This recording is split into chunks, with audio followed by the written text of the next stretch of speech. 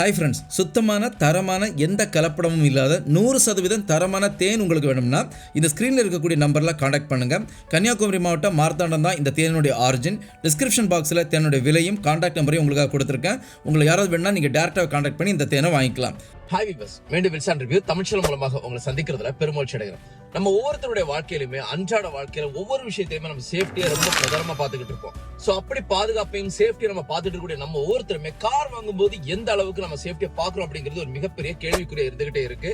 இந்த சேனல் ஆரம்பிச்ச அன்னையில இன்னைக்கு வரைக்கும் என்னுடைய ரிவ்யூ ஒவ்வொன்றுலயுமே நான் சேஃப்டியை பத்தி ரொம்ப பிரதானமா சொல்லிக்கிட்டே இருக்கேன். இருந்தும் எத்தனை பேருக்கு அது ரீச் ஆச்சு அப்படிங்கிறது எனக்கு மிகப்பெரிய கேள்விக்குறியா இருந்துகிட்டு இருக்கு. சோ நாம இன்னைக்கு இந்த ரிவ்யூல ஒரு புதிய கார் வாங்குறதா இருந்தாலும் சரி, இல்ல ஒரு யூஸ்டு கார் வாங்குறதா இருந்தாலும் சரி, அந்த கார்ல சேஃப்டி எந்த அளவுக்கு பிரதானமா பார்க்கணும், எதுக்காக நம்ம சேஃப்டியை பார்க்கணும், எப்படி சேஃப்டியை பார்த்து வாங்குறது அப்படிங்கிற ஒரு டீட்டெயிலான ரிவ்யூ தான் கொடுக்க போறோம்.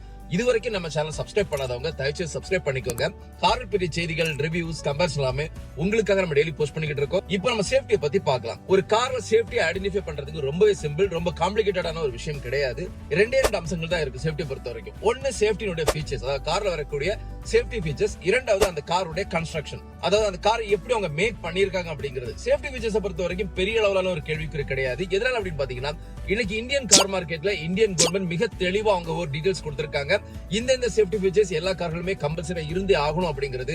அதாவது 2 ஏர்பேக் கண்டிப்பா இருந்தாகணும், ஆன்டி லாக் பிரேக்கிங் சிஸ்டம் கொடுத்தே ஆகணும், எலக்ட்ரானிக் பிரேக் டிஸ்பிளேஸ்மென்ட் கண்டிப்பா கொடுத்தே ஆகணும். இதை கடந்து மேக்ஸிமம் இருக்கக்கூடிய எல்லா சேஃப்டி ஃபீச்சர்ஸுமே இன்னைக்கு வரக்கூடிய அடிப்படையான ஒவ்வொரு கார்களுமே கொடுத்தே ஆகணும் அப்படிங்கறத நம்மளோட இந்தியன் கவர்மெண்ட் உறுதிப்படுத்தி இருக்காங்க. சோ அதனால சேஃப்டி ஃபீச்சர்ஸ் பொறுத்த வரைக்கும் பேசிக்கான சேஃப்டி ஃபீச்சர்ஸ் கண்டிப்பா எல்லா கார்களுமே வந்துருது. இதை கடந்து நீங்க ஒவ்வொரு கார்களுமே நீங்க கொடுக்கக்கூடிய காசை பொறுத்து அந்தந்த கார்ல அந்த வேரியண்ட்டுக்குண்டான சேஃப்டி ஃபீச்சர்ஸ் ஆட் ஆனா உங்களுக்கு கிடைச்சிட்டு இருக்கும். சோ நீங்க எந்த அளவுக்கு காசு ஸ்பெண்ட் பண்றீங்களோ அந்த அளவுக்கு சேஃப்டி ஃபீச்சர்ஸ் மிக கிடைக்கும் அப்படிங்கிறது ஒரு உண்மையான விஷயமா இருந்துகிட்டு இருக்கு. சோ இருந்தும் ஒரு கார்ல எந்த அளவுக்கு அடிப்படையான சேஃப்டி ஃபீச்சர்ஸ் தேவையோ அந்த எல்லா சேஃப்டி ஃபீச்சர்ஸுமே இன்னைக்கு நீங்க வாங்கக்கூடிய ஒரு பேஸ் வேரியன்ட்ல கூட கிடைக்குது அப்படிங்கிறது ஒரு மிகையான உண்மையா இருந்துகிட்டு இருக்கு. சோ இரண்டாவதுங்கிறது மிக முக்கியமான அம்சம், அதாவது வண்டியினுடைய கன்ஸ்ட்ரக்ஷன். ஒரு வண்டி உருவாக்கும் போது அந்த வண்டியை கண்டிப்பா ஒரு ஃப்ரேமிங் ஸ்ட்ரக்சர் தான் உருவாக்க போறாங்க. அதாவது வண்டியோட சைட்ல உங்களுக்கு ஐபீம்ஸ் கொடுத்திருப்பாங்க. அதே மாதிரி ஏபிசி பில்லர்ஸ் பாத்தீங்கன்னா இதுவுமே உங்களுக்கு ஸ்டீல் ஸ்ட்ரக்சர்ல கொடுத்திருப்பாங்க. வண்டியோட முன்பக்கத்தை ரேடியேட்டருக்கு முன்னாடி பம்பரை கவர் பண்ணி வரக்கூடிய ஒரு பீம் கொடுத்திருப்பாங்க. இதுவரை பின்பக்கத்திலுமே பம்பர்ல பாத்தீங்கன்னா ஒரு பீம் கொடுத்திருப்பாங்க. இப்படி 4 பக்கத்திலுமே ஸ்டீல்ல உருவாக்கப்பட்ட பீம் கொடுத்திருப்பாங்க.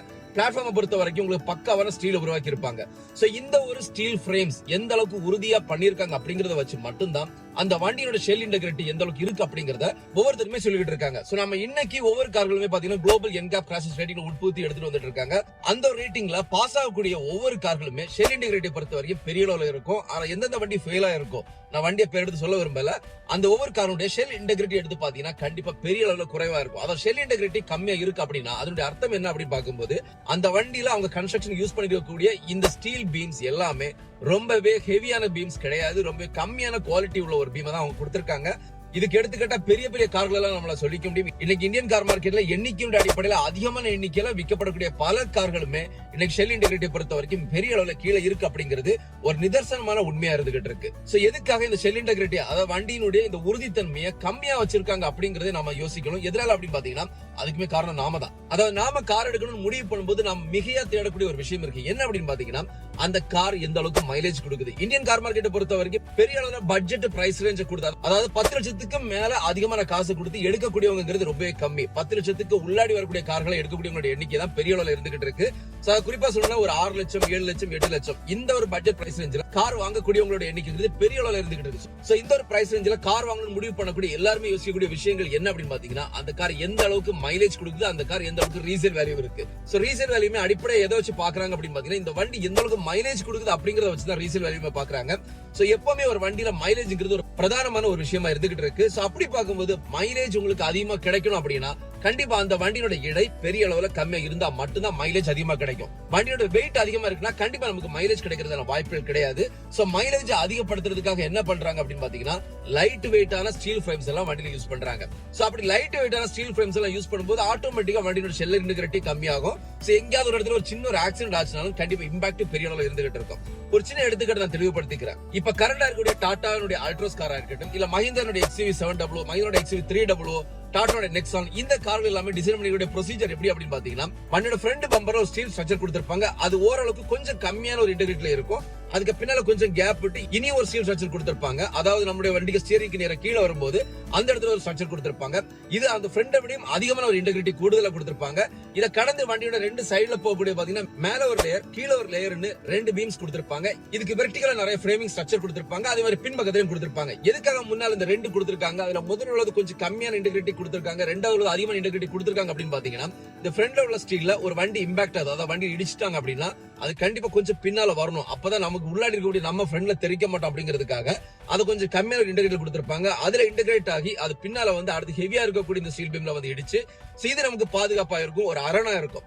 சோ அதனாலதான் பாத்தீங்கன்னா டாடாவுடைய கார்களா இருக்கட்டும், மஹிந்திராவுடைய கார்களா இருக்கட்டும் பெரிய அளவிலான ஷெல் இன்டெகிரேட்டி ரிப்போர்ட்டை கொடுத்துட்டு இருக்காங்க. 4 ஸ்டார் ரேட்டிங் 5 ஸ்டார் ரேட்டிங் அட்டகாசமா வாங்கிட்டு இருக்காங்க. அதே நேரத்துல நிறைய கார்கள் இந்தியன் கார் மார்க்கெட்ல எண்ணிக்கையோட அடிப்படையில அதிகமான எண்ணிக்கையில விற்கக்கூடிய பல கார்கள் எடுத்து பாத்தீங்கன்னா அவங்க 0, 1, 2 இது அவங்க இன்னும் கிராஸ் பண்ணல. இதனால அப்படின்னு பாத்தீங்கன்னா அவங்க நார்மலான லைட் வெயிட் பிளாட்ஃபார்ம் யூஸ் பண்ணிட்டு இருக்காங்க. அவங்களுடைய வெப்சைட்ல போய் நீங்க பாத்தீங்கன்னாலே தெரியும் அவங்க யூஸ் பண்ற பிளாட்ஃபார்ம் வந்து லைட் வெயிட் பிளாட்ஃபார்ம் கொடுத்துட்டு இருக்காங்க. இந்த லைட் வெயிட் பிளாட்ஃபார்ம் கொடுக்கும்போது கண்டிப்பா இன்டெகிரிட்டி பெரிய அளவுல கம்மியாகுது. வண்டியோட மைலேஜ் இன்க்ரீஸ் பண்ணணும் அப்படிங்கிற ஒரே ஒரு டார்கெட்டுக்காக தான் அவங்க இந்த லைட் வெயிட் பிளாட்ஃபார்மை யூஸ் பண்றாங்க. சோ அப்படின்னா என்ன ஒரு கேள்வி கேட்பீங்க, என்ன அப்படின்னா நான் மைலேஜ் இல்லாம ஒரு கார் எடுத்தா எப்படி என்னால வண்டி ரன் பண்ண முடியும்? இன்னைக்கு விற்கக்கூடிய பெட்ரோல் பிரைஸ் ரேஞ்சுக்கு நம்ம மைலேஜ் இல்லாம ஒரு கார் எடுத்தோம்னா கண்டிப்பா அந்த வண்டியை வந்து நம்மளால ஓட்டிக்க முடியாது. அந்த அளவுக்கு இன்னைக்கு பட்ஜெட் பெரிய அளவுல கிரம்ப் ஆயிருக்கு அப்படிங்கிறது ஒரு மிக உண்மையா இருந்துகிட்டு இருக்கு.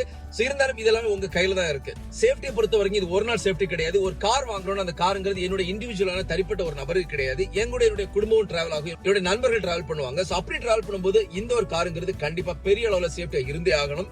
ஆக்சிடென்ட்ங்கிறது நம்மளால மட்டும் உருவாக்கப்படக்கூடியது கிடையாது. நம்ம எதிரில் வரக்கூடிய யாரோ ஒரு ஆள் அல்லது நம்மளுடைய ரோடினுடைய பிரசன்ஸ் ஏதோ ஒரு பிரச்சனைனால கூட ஆக்சிடென்ட் வரலாம். சோ அப்படி ஆக்சிடென்ட் வரும்போது இந்த வண்டி எங்கேயாவது ஒரு இடத்துல போய் இடிச்சது அப்படின்னா இந்த வண்டியோட ஷெல் இன்டெகிரிட்டி கண்டிப்பா நம்மள பாதுகாத்தே ஆகணும்.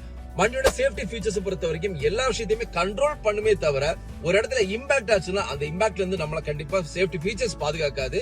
ஏர் பேக் வரும், எல்லாமே ஓகே தான். இருந்தாலும் வண்டி போய் அடிச்சு வண்டியினுடைய ஃப்ரண்ட் பம்பர் டோட்டலா உள்ள வந்துருச்சு, இல்ல வண்டியில சைடு இம்பாக்ட் ஆகி சைடு ஃபுல்லா உள்ள வந்துருச்சுன்னா எந்த ஒரு ஏர் பேக் நம்மள வந்து பாதுகாக்க போறது கிடையாது. ஏர் பேக்ங்கிறது ஓரளவுக்கு ஒரு சேஃப்டி ப்ரீகாஷன் மட்டும்தான். அதாவது சின்ன இம்பாக்ட்டுக்கு நம்மள அங்க பாதுகாத்துக்கும் அப்படிங்கறது ஒரு மிகையான உண்மையா இருந்துகிட்டு இருக்கு.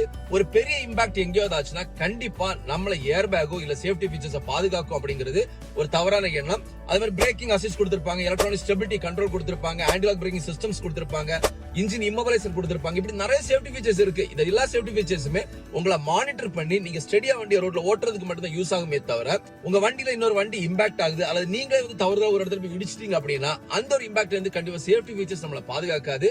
வண்டியினுடைய ஷெல் இன்டெகிரிட்டி அதாவது வண்டியில கொடுத்துடைய ஃப்ரேமிங் ஸ்ட்ரக்சருடைய அந்த ஹெவினஸ் அந்த ஒரு இம்பாக்ட் மட்டும் தான் நம்மள பாதுகாக்கும். சோ எப்பவுமே நீங்க வண்டி எடுக்கும் போது இந்த குளோபல் என்கேப் கிராஷ் ரேட்டிங் எந்த அளவுக்கு இருக்கு அப்படிங்கறத பாருங்க.